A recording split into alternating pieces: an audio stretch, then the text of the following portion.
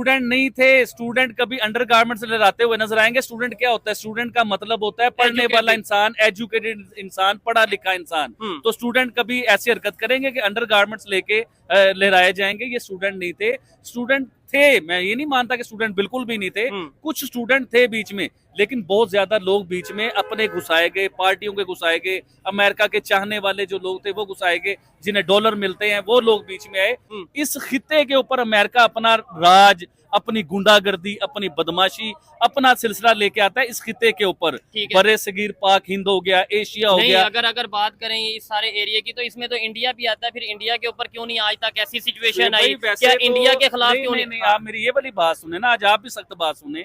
आप सारा दिन इंडिया इंडिया करते हो, आप हर वीडियो इंडिया के ऊपर बनाते हो, तो आपको ये आइडिया नहीं है कि इंडिया के बीच में भी अमेरिका ने बहुत कोशिश की उनके हालात खराब करवाने की, उनके झगड़े करवाने की। जिस तरह खालिस्तान का मामला शुरू हो गया, जिस तरह मणिपुर का मामला शुरू हो गया, तो ये अमेरिका इन्वॉल्व होता है। देखिए, तो उनकी इकोनॉमी सेट थी, वो अमेरिका के आगे ब्लैकमेल हो सके ही नहीं। कुछ उनके लोग एजुकेटेड थे। देखिए, मैं पूरे इंडिया को नहीं कह रहा कि पूरा इंडिया समझदार था, बीच में कई लोग होते हैं जो बातों में आ जाते हैं, लेकिन मोस्टली लोग समझदार थे। नमस्कार दोस्तों, जय हिंद। स्वागत है आपका और एक रिएक्शन वीडियो में। जो वीडियो लाया वो रियल इंटरनेट टीवी का है। देखिए, पाकिस्तान के लोग जो कह रहे हैं जो बांग्लादेश में हुआ वो सब कुछ, इसके पीछे शेख हसीना की गवर्नमेंट जो गिराई गई बांग्लादेश में, इसके पीछे पूरी तरह से अमेरिका का हाथ है। और ये सचमुच साबित होता दिख रहा है, क्योंकि ऐसे ऐसे वीडियो और शेख हसीना का जो बयान था हाल ही में दिया, उन्होंने कहा कि मेरी जो गवर्नमेंट गिरी है बांग्लादेश में उसके पीछे पूरी तरह से यूएसए का गवर्नमेंट का हाथ है। क्योंकि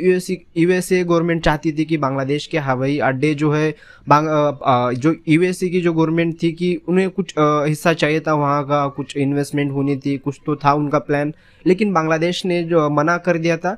इसके ऊपर ही उनकी गवर्नमेंट गिराई गई पूरी तरह से। पाकिस्तान के लोग यूएसए के ऊपर ये जो बयान दे रहे, एक तरह से दिख रहा है कि सही साबित हो रहा है। तो चलिए पाकिस्तान की पब्लिक और क्या कहती है इसके ऊपर सुनते हैं। मैं मिलता वीडियो के एंड में। मुझे पता चल रहा है कि ये इंकलाब नहीं है, ये सब एक ड्रामा हो रहा है। और आज शेख हसीना वाजिद ने जो बयान दिया है, ये बयान मैं अपनी पिछली 2 वीडियो में आपको पहले ही बता चुका था कि अमेरिका इन्वॉल्व है, ये अमेरिका करवा रहा है सारा कुछ, लेकिन आप मेरी ये बात नहीं मान रहे थे। आज शेख हसीना वाजिद ने खुले लफ्जों में कह दिया है कि मेरी गवर्नमेंट गिराने में अमेरिका का सबसे बड़ा हाथ है, अमेरिका इन्वॉल्व था, क्योंकि वो मुझसे हवाई अड्डे मांग रहा था या मिलिट्री एयरबेस मांग रहा था, और मैंने उससे इनकार कर दिया और अमेरिका ने मेरी गवर्नमेंट गिरा दी। चाहे वो इत्तेजाज के जरिए इस शक्ल से दिखाया गया, स्टूडेंट के जरिए दिखाया गया, जिस तरह भी दिखाया गया, शेख हसीना वाजिद की गवर्नमेंट गिरा दी गई। ठीक है, लेकिन आबिद भाई, स्टूडेंट्स को इसका मतलब है या तो क्या मतलब यूनिवर्सिटीज में, कॉलेजेस में जाके ये बताया गया कि भाई शेख हसीना की गवर्नमेंट गिरानी है? कैसे? मतलब हमने तो देखा स्टूडेंट सड़कों पे निकले हैं। साहब, वो स्टूडेंट नहीं थे। स्टूडेंट कभी अंडरगारमेंट्स लहराते हुए नजर आएंगे? स्टूडेंट क्या होता है? स्टूडेंट का मतलब होता है पढ़ने वाला इंसान, एजुकेटेड इंसान, पढ़ा लिखा इंसान।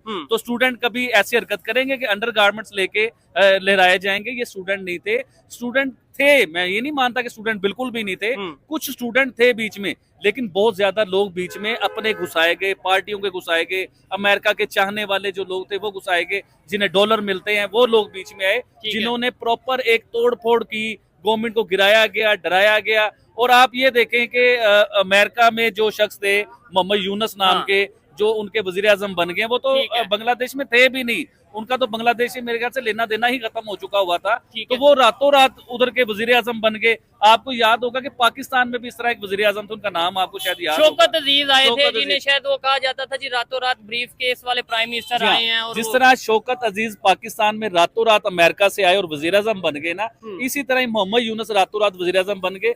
वजीर आजम वाला ना उनका कोई टैलेंट था, ना वो तो इकोनॉमी के ऊपर उनकी स्टडी है, बैंकिंग के ऊपर उनकी स्टडी है, तो वो रातों रात जो वजीर आजम बने, ये सब एक ड्रामा था। अगर स्टूडेंट उधर इंकलाब लेके आ रहे थे, तो स्टूडेंट फिर बांग्लादेश से कोई बंदा लेके आते ना, जिसे वजीर आजम बनवाते या हेड ऑफ स्टेट बनवाते, तो उन्होंने अमेरिका से ही कोई बंदा क्यों चूज किया?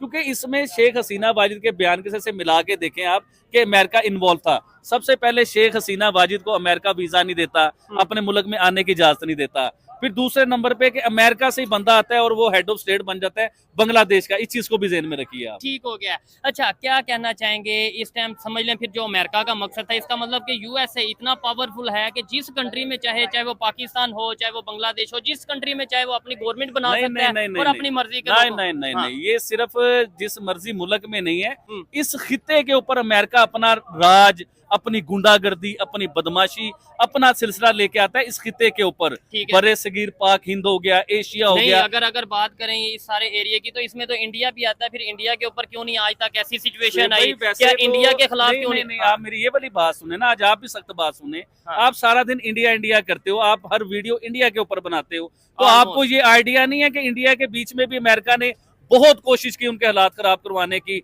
उनके झगड़े करवाने की। जिस तरह खालिस्तान का मामला शुरू हो गया, जिस तरह मणिपुर का मामला शुरू हो गया, तो ये अमेरिका इन्वॉल्व होता है। देखिए, इस एशिया के बीच में अमेरिका अपना एक जो है ना पूरा हक जमाना चाहता है, क्योंकि वो जिस मुल्क में अपनी मर्जी का वजीर आजम लेके आता है, तो अगर वो वजीर आजम अमेरिका की बात नहीं मानता, हाँ। तो उस मुल्क में मुख्तलिफ तरीकों से प्रोटेस्ट शुरू हो जाते हैं, इhtजाज शुरू हो जाते हैं, जिसकी वजह से वो गवर्नमेंट गिरानी पड़ती है। सब अमेरिका की ब्लैकमेल तो है। इंडिया की गवर्नमेंट तो नहीं गिरी, उसकी क्या वजह सर, इंडिया के लोग समझदार हैं। देखिए, सबसे बड़ी बात, इंडिया की इकोनॉमी सेट है, वो कर्जा नहीं लेते, वो भिखारी नहीं है। जिस तरह पाकिस्तान के वजीर आजम को कहा जाता है कि पूरी दुनिया में भीख मांगते हैं, देखिए हमें ये चीज अच्छी नहीं लगती। बिल्कुल, हमारे लेकिन ये दुनिया हमारी का इंसल्ट मीडिया है। ये बताता है कि पाकिस्तान के वजीर आजम कहीं भी जाते हैं, भीख मांगने जाते हैं या पैसे मांगने जाते हैं।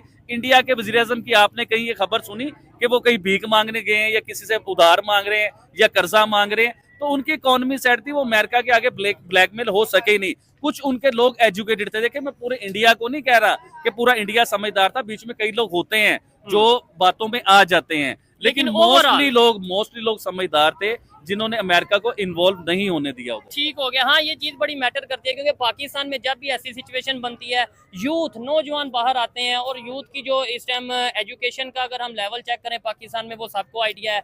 अगर बांग्लादेश की बात करें, उधर भी स्टूडेंट मैं एक और बात आपसे करना चाहूंगा। मैं अपने मुसलमानों की बात करना चाहूंगा कि मुसलमान, इस दौर का मुसलमान इतना बेवकूफ, इतना नलायक है मुसलमान के आप सोच भी नहीं सकते हैं। ये आप पे फतवा लग जाना जो आप सर, फतवा नहीं ना, बात पूरी सुनेंगे तो फतवा नहीं ना लगेगा, आधी बात सुनोगे तो फतवा लग जाएगा। देखें, अमेरिका जो मुसलमानों को दहशतगर्द डिक्लेयर करता है पूरी दुनिया के बीच में, हम उस अमेरिका के पीछे लग के एहतजाज भी करते हैं, प्रोटेस्ट भी करते हैं। अभी आप देखें, पाकिस्तान में या बांग्लादेश में जो भी जमातें प्रोटेस्ट कर रही होती हैं, या गवर्नमेंट को ब्लैकमेल करना होता है, या अपनी बात मनवानी होती है, या प्रेशर डालना होता है, तो वो मजहबी जमातें होती हैं, वो कोई दूसरी जमातें नहीं होती, वो मजहबी जमातें होती हैं। तो मैं मुसलमानों को ये कहना चाहूंगा कि आप इतने बेवकूफ कैसे हैं?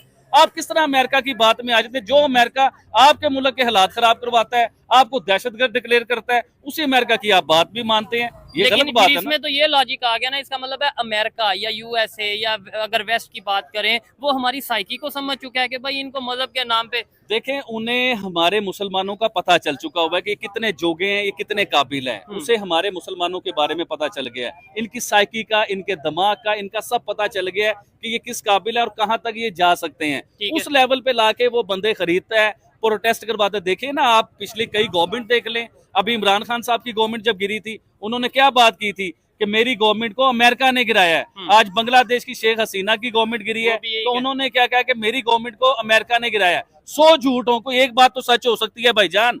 बांग्लादेश में भी वही बात हो रही है, इधर इमरान खान साहब भी वही बात कर रहे हैं कि मेरी गवर्नमेंट को गिराने में अमेरिका का हाथ है। ठीक है, और ये चीजें तो हमने बहुत सी, इसके अलावा अगर हम इंटरनेशनल आर्टिकल्स की बात करें, इवन रशिया का मीडिया ये कहता नजर आ रहा है, इवन अरब मीडिया ये कहता नजर आ रहा था 2023 से सुनने में है कि ये प्लानिंग स्टार्ट थी कि बांग्लादेश से शेख हसीना की गवर्नमेंट को खत्म किया जाएगा। और 2000 और लोगों को ये लग रहा है अचानक इनकलाब आया जी, वो जो सा उन्होंने जो स्टूडेंट्स बाहर निकले, सड़कों पे निकले और इनकलाब ले आए। वो इनकलाब नहीं था भाईजान, मैंने अपनी पिछली वीडियो में भी कहा था, वो अजाब था।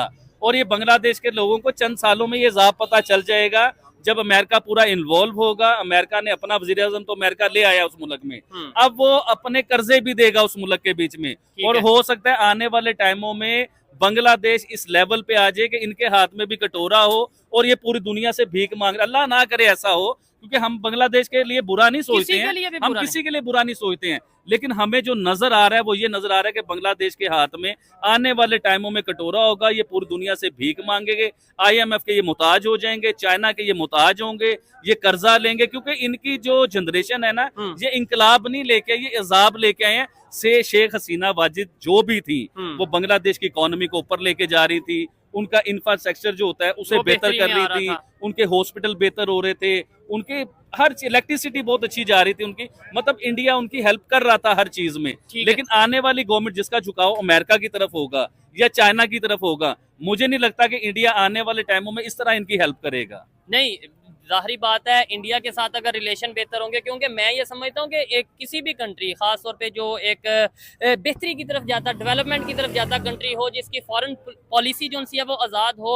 वो ये नहीं देखता कि अगर शेख हसीना प्राइम मिनिस्टर नहीं है तो हम इस कंट्री से रिलेशन भी बेहतर रखेंगे। बट अगर वहां से अगर कोई अच्छा पॉजिटिव साइन आएगा तो वहां से भी, अभी तो मैंने ये भी सुना है। पॉजिटिव साइन किस किस्म का आ रहा है? बांग्लादेश में से आपको कोई पॉजिटिव बात हिंदुओं के लिए नजर आ रही है तो मुझे आप बता दो, मुझे तो ऐसी कोई चीज हाँ, नजर नहीं मिनॉरिटीज को आई। लेके देखें, झगड़ा था उनका अपना, झगड़ा था स्टूडेंट का। और गवर्नमेंट देखें का। कहाँ से शुरू मामला कहाँ से हुआ कि स्टूडेंट बाहर निकले, जी हमारा नौकरियों का कोटा आप उन्हें दे देते हो, कि जिन्होंने बांग्लादेश को बनाया, पाकिस्तान के freedom अगेंस्ट fighter। खड़े हुए फ्रीडम फाइटर को आप हमारी नौकरियों का कोटा उन्हें दे देते हो। स्टोरी तो इधर से शुरू हुई थी। ठीक है। मुझे बताओ कि हिंदुओं का किसी चीज में कहीं इन्वॉल्व थे? किसी चीज में हिंदू इन्वॉल्व थे? किसी गवर्नमेंट में इन्वॉल्व थे? किसी इत्तेजाज में इन्वॉल्व थे? कोई बिल्डिंग तोड़ने में इन्वॉल्व थे? हिंदू किसी जगह पे इन्वॉल्व नहीं थे, वो तो अपनी जिंदगी जी रहे थे। उन्होंने हिंदुओं को मारना शुरू कर दिया, हिंदुओं के मंदिरों को तोड़ना शुरू कर दिया, माहौल को मजीद खराब करना। माहौल को मजीद खराब करना था। देखें, उन्होंने इतने इतने हिंदुओं को चुन चुन के मारा, मेरे ख्याल से 22-24 हिंदू उन्होंने मार दिए। ठीक है। मुझे बताएं कि उन हिंदुओं का कसूर क्या था? जिस तरह पाकिस्तान में होता है शिया सुन्नी की लड़ाई कराई जाती है, ठीक है। इसी तरह हिंदुस्तान में हिंदू मुसलमान को लड़वाया जाता है। ये सब अमेरिका की पॉलिसीज हैं, ये अमेरिका अपना फायदा उठाता है। हम लोग कब समझेंगे? पिछले 75, 76, 77 सालों में हमें ये चीजें समझ नहीं आई, कब समझ आएंगी? देखें, मेरे जैसा एक इंसान चौधरी साहब, जिसे इतना पता ही नहीं है, चंद आर्टिकल पढ़ लेने वाला इंसान, चंद वीडियो देख लेने वाले इंसान को ये समझ आ रही है कि बांग्लादेश में क्या करवा रहा है अमेरिका। क्या बांग्लादेश के लोगों को ये बातें समझ नहीं आती? बांग्लादेश का आम सिविलियन को बातें समझ नहीं और आती? खास तौर पे जो आप बात कर रहे थे मिनॉरिटीज की लेके, मैं वीडियो देख रहा था, न्यूज देख रहा था, अब तो ये सिचुएशन आबिद भाई आ चुकी है कि बांग्लादेश के जो मिनॉरिटीज हैं, हिंदू कम्युनिटी है, वो बॉर्डर पे, ये वीडियो मैंने भी देखी कि वो बॉर्डर पे जाके हिंदुस्तानी जो फौजी हैं उनके तरले मिन्नत कर रहे हैं कि Request कर प्लीज रहे हैं। हमारी जान बचा लें, हमें आप हिंदुस्तान में शामिल हो लेने दें। ठीक है। लेकिन देखें, हर मुल्क की अपनी एक पॉलिसी होती है, ये नहीं होता कि ऐसे बॉर्डर खोल दिया जाए। एक पॉलिसी होती है, एक तरीका होता है, अक़वाम मुत्तहिदा है, एक यूनियन है। दोस्तों वीडियो को यहीं पे समाप्त करते हैं। दोस्तों इस मुद्दे के ऊपर आपको क्या लगता है? जो पाकिस्तान के लोग जो कह रहे हैं यूएसए का जो इसमें बहुत बड़ा हाथ है, आपको क्या लगता है इसके ऊपर? अपना ओपिनियन जरूर छोड़े, वीडियो को लाइक शेयर करना ना भूले, साथ में चैनल को सब्सक्राइब कीजिए, चैनल को बहुत सारा प्यार दीजिए। दोस्तों ऐसे ही प्यार करते रहिए। मैं मिलता हूँ नेक्स्ट वीडियो में, तब तक के लिए जय हिंद।